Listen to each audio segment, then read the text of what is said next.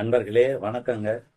இன்று ஜோதிடத்திலே கூடாத நட்சத்திரங்கள் என்ற தலைப்பை பற்றி தெரிஞ்சுக்கலாங்க.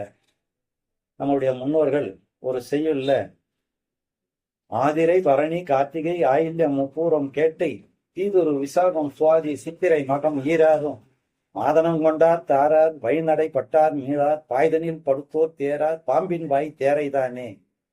இந்த மாதிரி ஒரு வாசகத்தை எழுதி வச்சிருக்காங்க. இதுக்கு என்ன அர்த்தம்னு பார்த்தீங்கன்னா,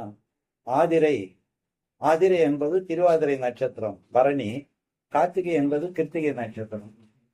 ஆதிரை பரணி கார்த்திகை ஆயில்யம் முப்பூரம் என்பது பூரம் பூராடம் பூரட்டாதி, இதுதாங்க முப்பூரம்னு சொல்றது. கேட்டை தீமை செய்யக்கூடிய விசாகம் சுவாதி சித்திரை மகம், இந்த ஈராறும் 12 நட்சத்திரங்களும் மாதனம் கொண்டார் தாரார் வழி நடைபட்டார் மீளார் ஆயுதனில் படுத்தோர் தேரான்னு சொல்லியிருக்காங்க. அப்போ இதுல இருந்து நம்மளுக்கு பெரியவங்க என்ன சொல்ல வர்றாங்கன்னா, இந்த 12 நட்சத்திரத்துல பணம் பொருள் கொடுத்தீங்கன்னா திரும்ப வராது. அடுத்தபடியா ஊர் பயணம் போகக்கூடாது, பயணங்கள் மேற்கொள்ளக்கூடாது. இது பிரச்சனையில முடியும்.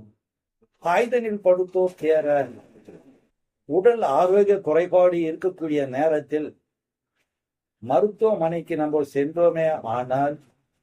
சென்றோமே ஆனால் நிச்சயமாக திரும்பி வர முடியாது நல்லபடியா அப்படின்ற விஷயத்தை இங்க குறிப்பிட்டிருக்காங்க. அதைத்தான் பாய்தனில் படுத்தோர் தேரார் பாம்பின் வாய் தேரை தானே.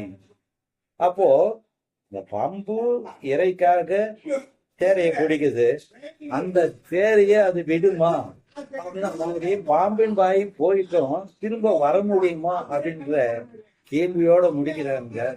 இந்த 12 நட்சத்திரத்துல மேற்கொண்ட பணம் பொருள் கொடுக்கக்கூடிய வேலையோ, குடுப்பல் சம்பந்தப்பட்ட விஷயங்களோ, அடுத்தபடியா ஊர் பயணங்கள் உல்லாச பயணங்கள் மேற்கொள்வதையோ, உடல் ஆரோக்கியம் இன்னைக்கு உடம்பு சரியில்லை இன்னைக்கு ஹாஸ்பிட்டலுக்கு போகணும் அப்படின்னு நினைச்சீங்கன்னா இந்த நட்சத்திரத்துக்கு முன்னாலே நீங்க போய் பார்க்கறது கொஞ்சம் சிறப்பு அப்படின்ற விஷயத்த மனசுல உள் வாங்கிக்கிட்டு அடுத்த பகுதியில உங்களை சந்திக்குங்க.